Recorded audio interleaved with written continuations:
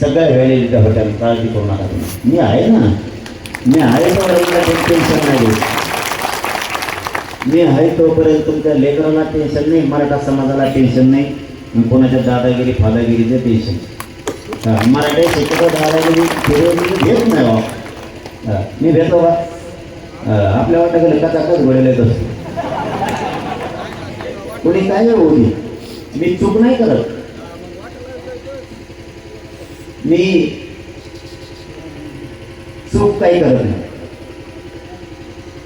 तुमच्या घरात तुमच्या लेकरासमोर जर तुमच्या आईबापाला कोणी शिवाय दिला तर तुम्ही गप्प बसताल का? आणि जो मुलगा गप्प बसतो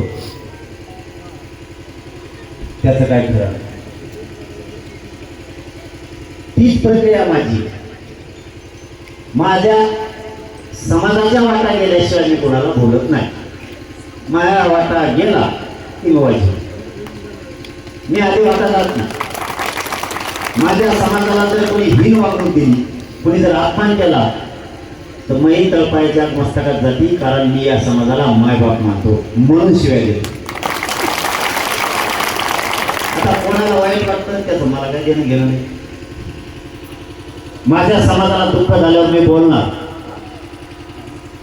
आता कोणाला वाईट वाटतं त्याच्याशी मला देणं घेणं नाही. मला माझा समाज मोठा आहे, माझा समाज माझ्यासाठी देव आहे. त्याला कोणी बोललं की मी सहन करत नाही, आणि मला काय त्रास झाला की माझा समाज सुद्धा सहन करत नाही, तो सुद्धा तुटूनच पडतो. आपल्याला ही एकजूट कायमच्या लेकराला आरक्षण मिळून देईपर्यंत एकजूट ठेवायची.